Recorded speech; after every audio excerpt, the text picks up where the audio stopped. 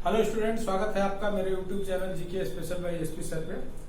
आज की वीडियो में हम लोग चर्चा करेंगे कि आईबीपीएस पीओ जो क्लर्क का जो वैकेंसी निकला है आरआरबी के लिए, ग्रामीण बैंक के लिए, उसमें कैसे हम लोग जो है सफल हो, क्योंकि ये गोल्डन अपॉर्चुनिटी है और ये मौका बार बार आपको मिलने वाला नहीं है।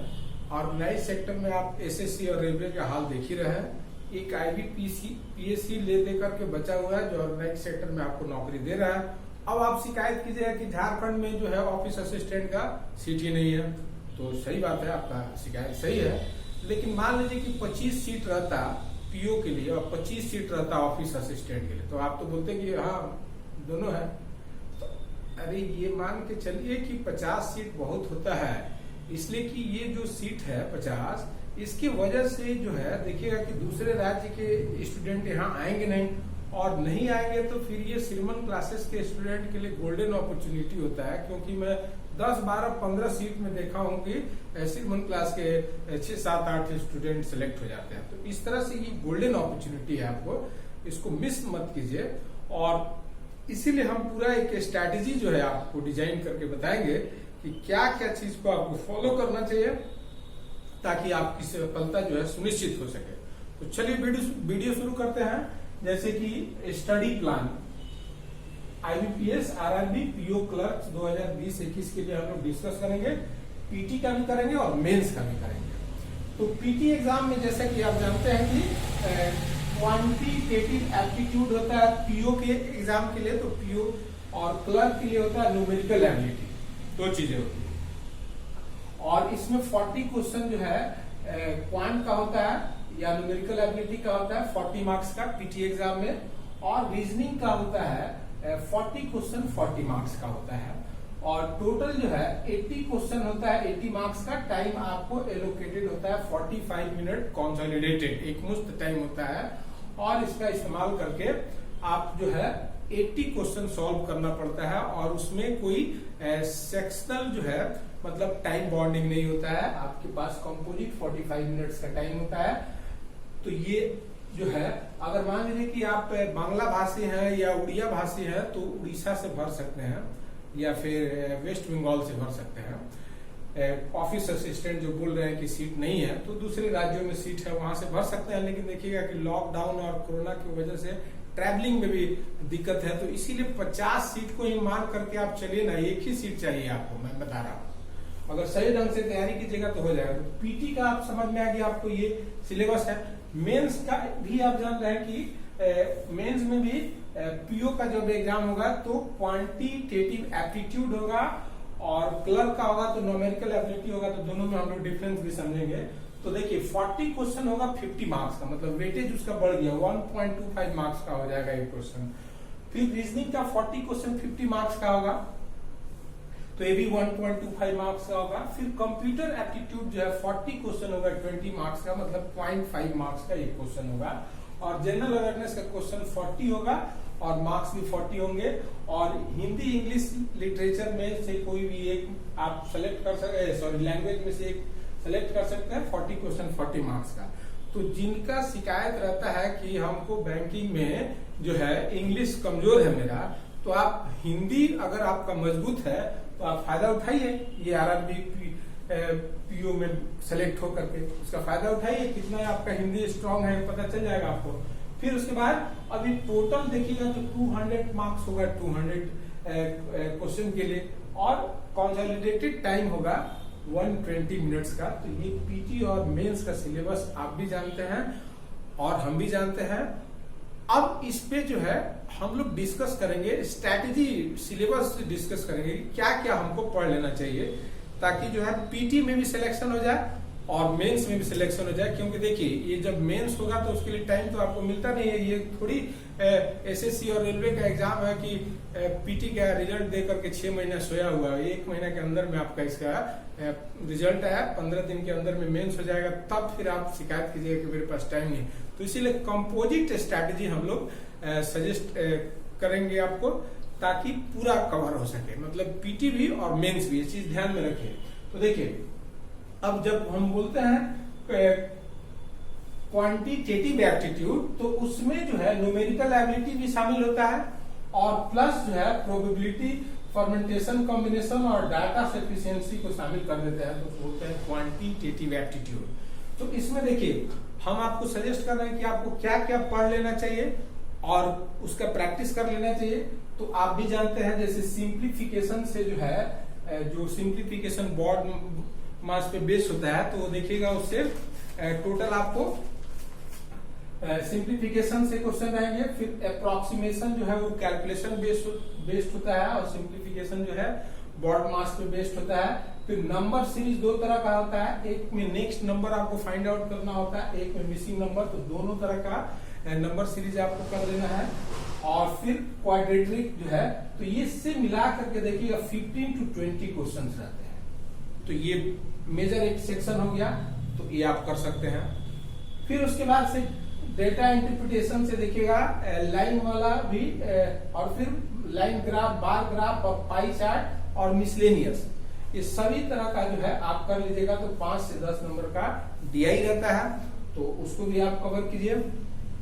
तो अब आप बोलिएगा तो कि ये 25 से 30 नंबर का तो यही हो गया, तो फिर हमको अब आगे पढ़ने का जरूरत क्या है? तो गलती मत कीजिए। ये पीटी का एग्जाम है या मेंस का एग्जाम है, हाई स्कोरिंग होता है। इसका कारण होता है कि इसमें क्वेश्चन जो है इजी टू मॉडरेट होता है। क्वेश्चन का लेवल क्या होगा? इजी टू मॉडरेट होगा। तो जब इजी टू मॉडरेट होगा तो हाई स्कोरिंग होता है, इसलिए आपको जो है ये सब तो करना ही है, प्लस आपको बेसिक अर्थमेटिक भी आना चाहिए। जब बेसिक अर्थमेटिक आपको आता है तो ये भी आपका स्ट्रांग रहता है। तो बेसिक अर्थमेटिक में जो है आपको 10 से 15 क्वेश्चन उससे रहते हैं, तो उसको भी आपको कवर करना चाहिए, ये नहीं कि उसको छोड़ देना चाहिए। तो इसके लिए आपको नंबर सिस्टम हो गया, परसेंटेज से 2 क्वेश्चन रहता है, फिर एचसीएफ और एलसीएम से 2 क्वेश्चन रहता है, फिर एवरेज हो गया, रेशियो प्रोपोर्शन हो गया, सिंपल इंटरेस्ट हो गया, कंपाउंड इंटरेस्ट हो गया, फिर ये सब से 2 क्वेश्चन रहता है, फिर परसेंटेज से 2 क्वेश्चन रहता है, फिर उसी तरह से प्रॉफिट एंड लॉस से 2 क्वेश्चन रहता है, फिर टाइम एंड वर्क से 2 क्वेश्चन रहता है, फिर टाइम, स्पीड एंड डिस्टेंस से 2 क्वेश्चन रहता है, और फिर मिक्सचर से 1 क्वेश्चन रहता है। तो इस तरह से ये जो है बेसिक अर्थमेटिक प्लस आपको बेसिक मेंसुरेशन भी आना चाहिए। तो ये सब चीज आप अगर कवर कर लीजिएगा इतने कम समय में, तो एक तो इसका कॉन्सेप्ट आपको क्लियर कर लीजिए, और दूसरे इसका जितना जितना प्रश्न जो मैं बता रहा हूं, जैसे इससे 20 से 25 क्वेश्चन, इससे 5 to 10 क्वेश्चन, इससे 10 क्वेश्चन, हर सेक्शन से 2-2 क्वेश्चन जो बता रहे हैं, तो अगर इसका आप डेली डबल मतलब 2-2, जैसे इसमें से 15 से 20 से 25 क्वेश्चन मैं बता रहा हूं, तो आप अगर डेली 40 क्वेश्चन का प्रैक्टिस करते हैं तो बहुत है। तो डेली 40 क्वेश्चन का इसमें प्रैक्टिस कीजिए, और तो फिर आपको बहुत फायदा होगा। तो इस तरह से जो है ये आपको बेसिक मेंसुरेशन और न्यूमेरिकल एबिलिटी जो है क्लर्कियल एग्जाम के लिए होता है, और क्वांटिटेटिव एप्टीट्यूड में न्यूमेरिकल एबिलिटी में ऐड हो जाता है क्या? तो प्रोबेबिलिटी, फर्मेंटेशन कॉम्बिनेशन और डाटा सफिशिएंसी। ये अगर ऐड हो गया तो उसी को हम फिर बोलते हैं एप्टीट्यूड। तो आपको पीओ की तैयारी में ये सब पर भी फोकस करना चाहिए। ये सब से भी क्वेश्चन रहते हैं। फिर बेसिक मेंसुरेशन का भी नॉलेज आपको होना चाहिए।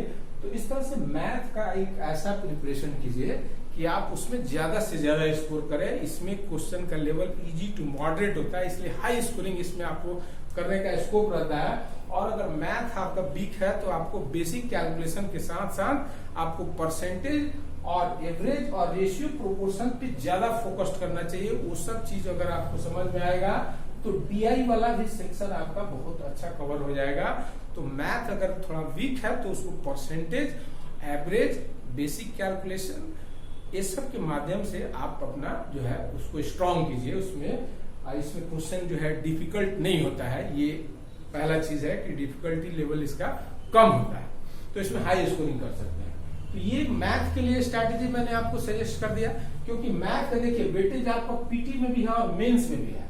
और आपको पीटी का तैयारी खाली नहीं करना है, मेंस का तैयारी भी करना है साथ में। पीटी में केवल 80 मार्क्स का और मेंस में 200 मार्क्स का। तो 280 मार्क्स का प्रिपरेशन आपको अभी से करना है, ये हमेशा ध्यान में रखिए। नहीं तो फिर आप 80 मार्क्स का प्रिपरेशन करते रह जाइएगा और फिर पता चला कि जब मेंस आपको देना है तो 200 मार्क्स का प्रिपरेशन आपका नहीं है, तो ये आपसे गलती हो जाएगी। तो ये हो गया। तो मैथ का मैंने स्ट्रैटेजी सबको सजेस्ट किया, ये सब चीजें आप पढ़ करके मैथ में अच्छा स्कोर कर सकते हैं, इतना ही पढ़ करके। फिर उसके बाद से जो है रीजनिंग का सेक्शन आता है। तो देखिए रीजनिंग में जो है आपको उसका भी इक्वल वेटेज है। पीटी में 40 क्वेश्चन है, मेंस में 40 क्वेश्चन 50 मार्क्स का है, तो 180 मार्क्स का यही 2 सेक्शन है। इसीलिए इस 2 सेक्शन पे आपको फोकस करना है, अभी ज्यादा समय देना है। तो रीजनिंग में आपको देखिएगा सीटिंग अरेंजमेंट से क्वेश्चन रहता है। तो सीटिंग में लीनियर सीटिंग अरेंजमेंट है या फिर आपको राउंड टेबल सीटिंग अरेंजमेंट है, दोनों तरह का। और फिर पजल में बॉक्स पजल पे ज्यादा फोकस करना है। तो देखिएगा कि ये दोनों जो है आपके लिए सबसे इंपॉर्टेंट, अगर रीजनिंग में कोई सेक्शन है तो ये दोनों सेक्शन है, मतलब सीटिंग अरेंजमेंट और पजल। लेकिन इसमें समस्या ये है कि अगर डिफिकल्ट अगर आ गया तो फिर आप इसी में फंसते भी हैं और इसी में आपका टाइम लॉस भी होता है और ये आपको बाहर भी करा सकता है। इसलिए इसका जो है नए नए तरह का क्वेश्चन का जो है डेली जो है प्रैक्टिस कीजिए। 5 क्वेश्चन जो है सिटिंग अरेंजमेंट का और 5 क्वेश्चन पजल का डेली आपको प्रैक्टिस करना चाहिए, 5-5 क्वेश्चन डेली। तो इससे अगर आप ऐसा करते हैं तो आप देखिएगा कि जब में आप एग्जाम देने जाइएगा तब तक आप कम से कम जो है 250, 300, 500 पजल बना लिए रहिएगा, सेटिंग अरेंजमेंट बना लिए रहिएगा, तो वो आपको फायदा होगा। 30 दिन अगर 60 दिन से मल्टीप्लाई करिएगा तो 300 के आसपास हो जाएगा सिटिंग अरेंजमेंट, 300 के आसपास हो जाएगा पजल। तो कम से कम इतना आपको बना करके जाना है।